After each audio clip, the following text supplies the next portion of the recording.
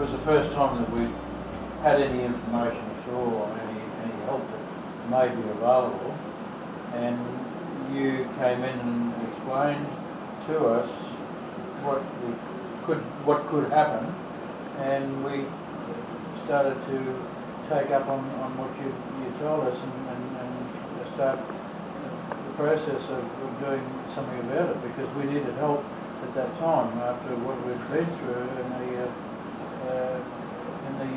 wet season, during that wet season. When I introduced the program to you, did you find the program itself was understandable and that you just hadn't understood it was available, or did you find the program difficult to deal with? A bit of each, I would say, but Kathleen worked through it with your help, and got us on our way, and got the process moving, and got it eventually got the help that was available, and that which was very nice of you. Has made a difference. Oh, it's a big help to us, especially to our depot, which received thousands of dollars in damage. Some was, well, hundreds of thousands of dollars in damage. Some was claimable, but a lot wasn't. And this was just an extra help to get our depot back up and working again. The fact that we only found out about it when you came into our office that day was a really disappointing thing.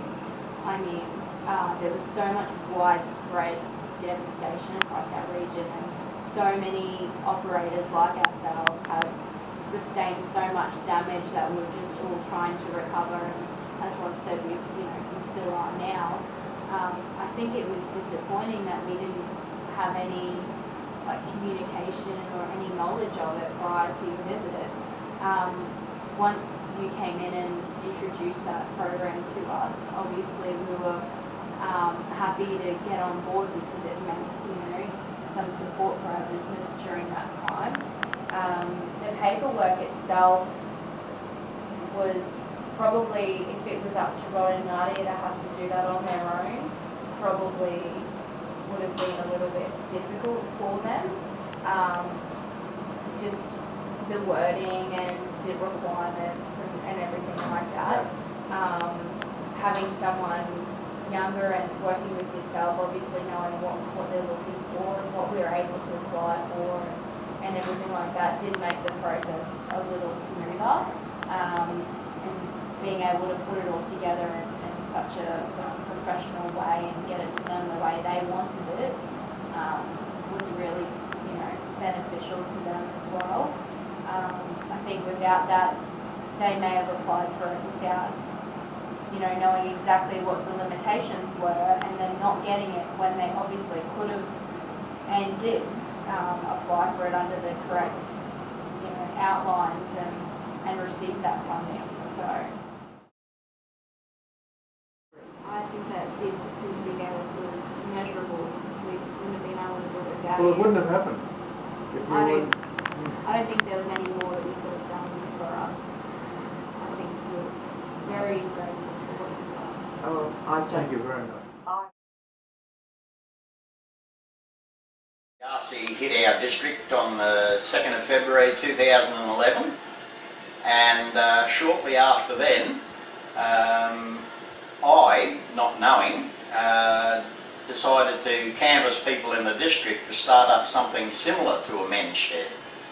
I went to the council and identified my concerns, at which time they advised me that on the 14th of April 2012 there would be a meeting from 5:30 p.m. at Lee's Hotel.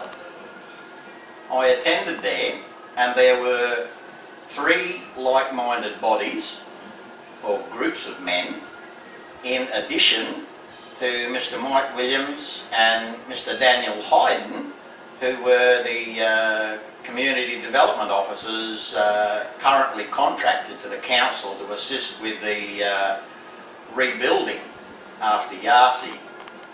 And these guys were actually instrumental in putting things together, which has eventuated in the current men's shed situation.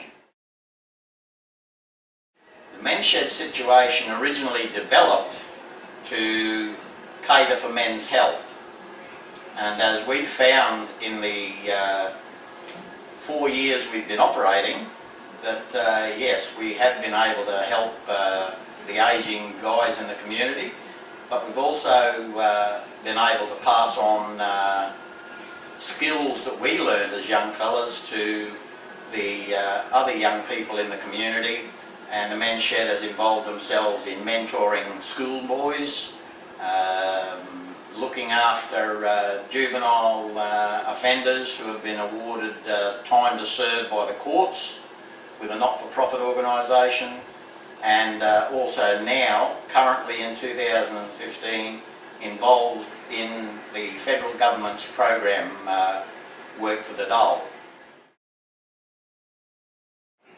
During the initial stages that we were finding it hard to kick off, I can remember myself being down in Daniel Hyden's office, sitting down there, and he's saying, look, this money's been awarded to X, Y, Z, we've got to go and put shelving in for them, can you do this, can you write us out an invoice, can you do this, can you do that? And in amongst all that, I applied for 7 grants, of which I won 5. So, only to be outdone by the Hinchinbrook Community Support Centre and the high school on the other 2.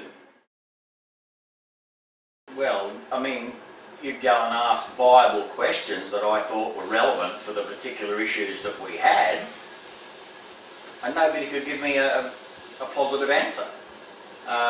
You go and sit down with Daniel and say, listen mate, I've got this problem. This is what I've got. Well, why don't you do this? Oh, okay. Well, who do I get in touch with to see about that? Well, hang on a minute. Go through his Refidex and bingo. Out will come a number and a name and a number, and make contact, and through that networking that began with those boys, we've just added to that. Yes. And it's been beautiful. When you were talking to other citizens,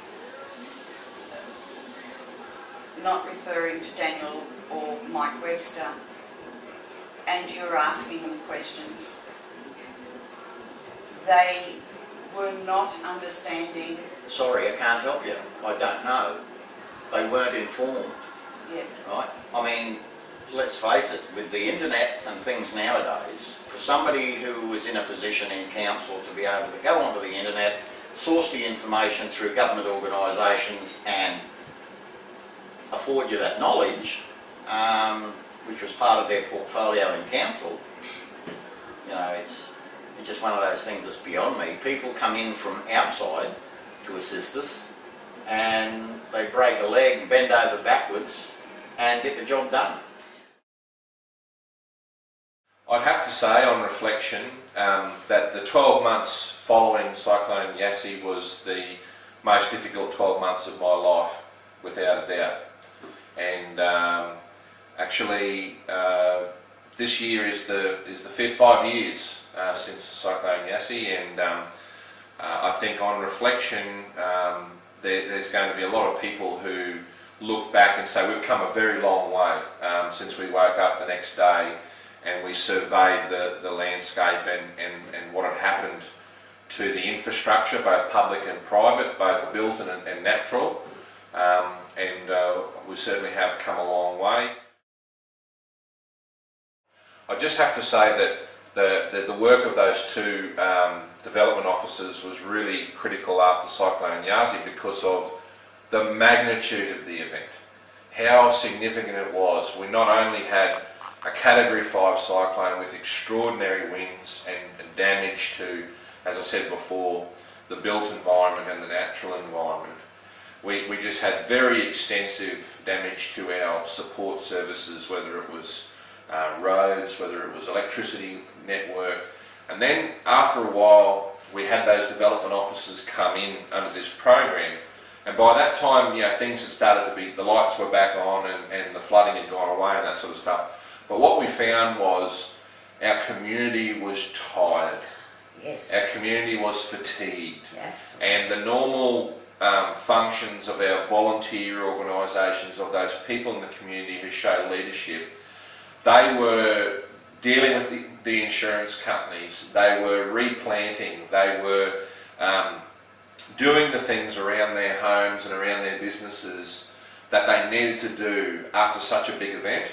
And the development officers were able to, in a way, replace or support the efforts of those normal volunteering, not-for-profit organisations that generally take the role of engaging the community at that level in terms of community recovery.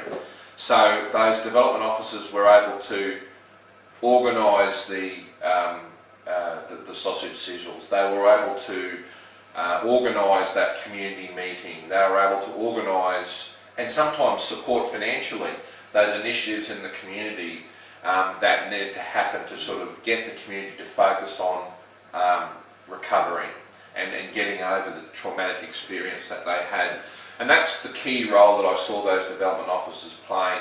For a period of time after that event, they replaced the normal level of high energy in our community in terms of donating and volunteering, and they were able to support those organisations to continue their good work, because a lot of the people within those organisations had been set back, had suffered themselves, and they were finding it difficult to cope. And that's where the benefit of those development officers came through. Yeah, governments don't always get it right. When you are administering taxpayers' money, public funding, you need to have a framework, you need to have criteria, you need to have rules about how that money is spent. I think the success of the program that we saw here with the development officers after Cyclone Yasi had a lot to do with the quality of the officers themselves. And I think that their ability to make sure that they put in a big effort and they were as effective as possible was a key element of the success of the program. You can have all the guidelines and all the rules and the framework that you like, but if you don't have good people in those positions, it's not going to be an effective program. So it's credit to those officers as well, who really did put a big effort to try and collaborate with the community to make the program as effective as possible. There's always a fine line between being overly prescriptive with your guidelines and being too restrictive to allow good people in those programs to get the maximum benefit out of it. Look, I don't know if you're ever going to get the balance exactly right, but it makes a big difference the type of people that you appoint to those positions that you can attract to come on board to fill those recovery officers' positions.